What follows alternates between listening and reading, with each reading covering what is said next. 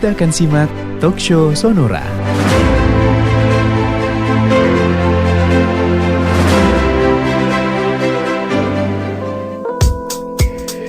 Dipancar luaskan langsung dari lantai 2 Gedung Kompas Gramedia Sabah Sonora, langsung dari Studio Sonora Pontianak untuk di siang hari ini ya, pagi menjelang siang.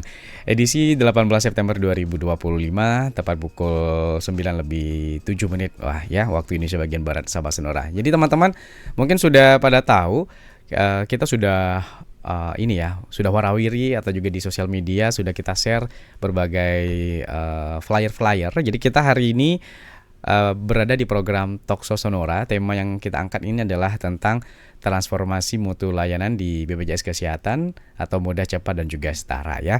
Tema yang kita angkat Sahabat Sonora ini adalah barusan ya, transformasi mutu layanan di BPJS Kesehatan atau juga mudah, cepat, dan setara.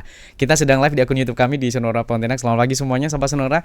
Kemudian setelah di YouTube kami di Sonora Pontianak, kita live di website ya, di www.sonora.id, dan juga di frekuensi kami di 96,7 FM. Sahabat juga bisa bertanya melalui WA kami di 08 081256356661 081256356661 Sahabat Sonora ya. Baik, kita akan perkenalkan dulu Sahabat Sonora ini satu persatu untuk di kesempatan yang baik ini Sahabat Sonora. Jadi untuk yang pertama mungkin kita ke Mas Widodo dulu. Nah, yang kita perkenalkan ini adalah Sahabat Sonora, ada dari Kepala Bagian Mutu Layanan Kepesertaan BPJS Kesehatan. Selamat pagi, Assalamualaikum warahmatullahi wabarakatuh. Halo Mas Wibowo. Waalaikumsalam warahmatullahi wabarakatuh. Selamat pagi sahabat Sonora, salam sehat, salam semangat Mas Arif. Iya, gimana kabarnya nih Mas? Alhamdulillah sehat. Alhamdulillah sehat ya. Kemudian nanti kita akan perkenalkan juga ada Natalia Kristianti Pasaribu ya, yang merupakan staf edukasi penanganan pengaduan kantor cabang. Nanti kita akan kenalkan Sahabat Sonora ya. Baik, kita ke Mas Widodo dulu Sahabat Sonora. Mas Widodo ya, ini kalau kita ngobrolin soal transformasi mutu layanan di BPJS Kesehatan, ini temanya adalah tentang transformasi Mas. Ada kalimat mutu layanan, kemudian di BPJS Kesehatan ini mudah, cepat, dan juga setara. Gimana nih Mas? Kita kupas ini dulu tema dulu nih. Baik, terima kasih Mas Arif. Mungkin sebelum kita diskusi lebih lanjut, akan saya sampaikan, akan saya kenalkan, barangkali ada pemirsa pendengar radio yang belum paham terkait apa sih JKN gitu. Jadi JKN ini Bang Arif sudah ada sejak 1 Januari 2014. Yeah. Jadi melalui Undang-Undang Nomor 40 Tahun 2004, pemerintah kita membentuk suatu jaminan khusus untuk kesehatan yang namanya Jaminan Kesehatan Nasional. Jadi ini undang-undang tersebut dicetuskan 2024, tetapi baru terimplementasi di 1 Januari 2014. Yeah.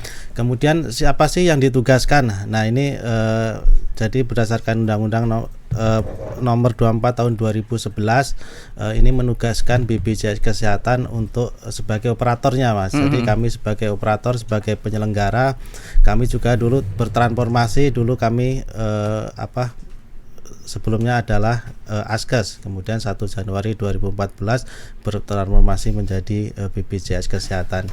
Kemudian sekilas info barangkali, berapa sih cakupan kita sampai saat ini Mas Arif? Jadi sampai saat ini bulan Juni 2025 kita sudah mencapai 280 juta. Artinya sudah 98% penduduk Indonesia tercakup dalam program JKN seperti itu. Kemudian dengan besarnya ini bahkan disinyalir JKN di Indonesia ini Mas Arif adalah yang terbesar di dunia. Wow, ya. Makanya dengan tantangan terbesar tersebut masih banyak tantangan yang lain. Nah ini kami dari BPJS Kesehatan tentunya melakukan terobosan atau bertransformasi untuk memudahkan peserta dalam baik pendaftaran maupun mendapatkan pelayanan kesehatan supaya mudah, cepat dan setara seperti itu Mas Arif. Baik ya, itu sebagai pembuka Sahabat Sonora. Baik, yang kedua ya Sahabat Sonora, kita perkenalkan dulu Sahabat Sonora. Selamat pagi, ini staf edukasi penanganan pengaduan kantor cabang ya. Selamat pagi Natalia Kristianti Pasaribu. Selamat pagi Mbak. Halo, selamat pagi Mas Arif. Selamat pagi, semangat pagi untuk sahabat Sonora semua. Iya, gimana kabarnya nih Mbak? Baik, luar biasa baik. Alhamdulillah baik ya. Baik, baik. Untuk panggilan berarti Natalia. Ya, Natalia. Baik, Natalia ya.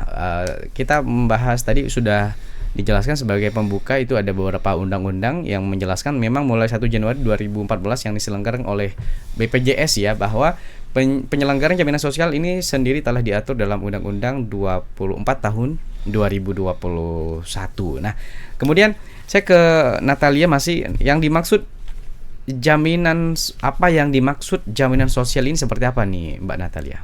Nah, menurut Design Work of All Strategy ya, dari ILO 199 tahun 1999, yang dimaksud dengan jaminan sosial adalah manfaat yang disiapkan oleh masyarakat kepada individu ataupun rumah tangga melalui upaya-upaya publik atau kolektif untuk menjamin tersedianya standar hidup minimal, serta melindungi mereka dari penurunan standar hidup yang disebabkan oleh risiko atas kejadian tertentu. Begitu Mas Arif. Oke ya. Jadi sebagai standar hidup minimal serta untuk melindungi mereka dari penurunan standar hidup yang disebabkan oleh apa tadi, resiko atas kejadian tertentu. Nah, kejadian tertentu ini contoh gimana misalnya? Misalnya kalau untuk jaminan sosial tentunya menyangkut tentang kesehatan yang kita bahas saat ini ya. Jadi saat ini kan untuk biaya kesehatan itu semakin meningkat tentunya ya. Jadi kalau kita memiliki jaminan sosial, khususnya BPJS Kesehatan, kita akan terhindar dari resiko ketidakmampuan untuk membayar biaya kesehatan. Dengan kita membayar iuran per bulanannya, itu akan membantu kita membayar biaya kesehatan yang akan dibebankan kepada kita saat kita mengakses kesehatan. Jika kita tidak memiliki jaminan kesehatan, itu akan menjadi beban yang harus kita bayarkan sekaligus. Nah, kalau kita membayar iuran itu kan membantu kita ya, dengan prinsip BPJS Kesehatan gotong royong. Oke. Gitu Mas Arif. Sistemnya adalah gotong royong. Betul. Ya. Baik, saya ke Mas Widodo. Mas Widodo, ini adalah sistemnya adalah gotong royong yang dimaksud dengan jaminan sosial. Baik, selanjutnya mengapa sebuah negara ini perlu jaminan sosial? Ini kira-kira apa nih Mas Wibowo ya? Iya, mengapa penting banget? Iya, baik. Ini menarik sekali Mas Arif tadi disampaikan Mbak Nata bahwa jaminan sosial itu prinsipnya dari masyarakat untuk masyarakat Iya, gitu. betul. Makanya bangsa Indonesia ini membentuk satu yang namanya jaminan kesehatan nasional gitu. Mengapa sih sebuah negara ini harus mempunyai jaminan sosial? Yang pertama adalah untuk memperoleh hak yang sama. Mungkin saya sampaikan Mas Arif, sebelum adanya program yang namanya JKN ini, yang mendapatkan pelayanan kesehatan yang layak lah, saya katakan yang layak itu hanya untuk pensiunan dan PNS, karena dulu mereka punya yang namanya Asgas, mereka bisa berobat dari puskesmas bahkan sampai ke rumah sakit khusus gitu. Ini berbeda dengan golongan yang lain seperti PBI, kemudian yang mandiri, bahkan yang mandiri ini pun tidak memiliki jaminan sama sekali gitu. Maka dengan adanya program JKN ini masyarakat Indonesia ini memiliki hak yang sama, baik itu yang tidak mampu, kemudian yang mandiri, yang bekerja, maupun sekalipun sebagai pejabat negara ini mempunyai kesempatan yang sama. Kemudian apa sih manfaat yang kedua Mas Arif? Jadi yang namanya jaminan sosial ini dibentuk kolektif gitu. Kemudian tentunya tidak ada profit. Bahkan kalau misalnya ada profit, tentunya akan dikembalikan lagi manfaatnya ke peserta atau ke masyarakat seperti itu. Kemudian perlindungan Mas Arif. Kenapa alasan berikutnya adalah perlindungan. Nah, ini yang paling penting. Jadi tadi disampaikan oleh Mbak Nata, ketika kita ini membutuhkan pelayanan kesehatan, tentunya kita akan berpikir biayanya dari mana gitu. Betul. Nah, seperti itu. Jadi ini banyak sekali peserta yang testimoni ke kami, Mas Arif. Jadi dengan adanya program JKN ini sangat terbantu, bahkan tadinya rencananya ini mau jual tanah, mau jual rumah untuk berobat, ini tidak urung dijual karena sudah di-cover dengan program JKN. Kemudian yang tak kalah pentingnya adalah mengurangi dampak finansial. Jadi kalau misalnya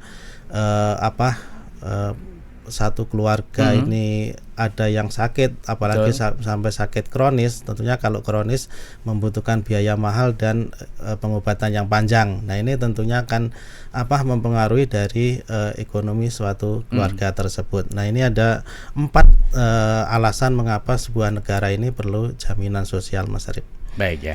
Selanjutnya saya akan tanya nanti ke Mbak Natalia, bagaimana sebuah jaminan sosial dibangun di sebuah negara. Ya, kita break dulu sinak Sobat Sonora. Tentunya yang ingin bertanya langsung aja ke WA kami 081256355661 atau juga tinggalkan di live chat kami di akun YouTube Sonora Pontianak. Kita break dulu sinak, tetap bersama kami hanya di Sonora Pontianak News, Traffic and Music, sahabat Sonora.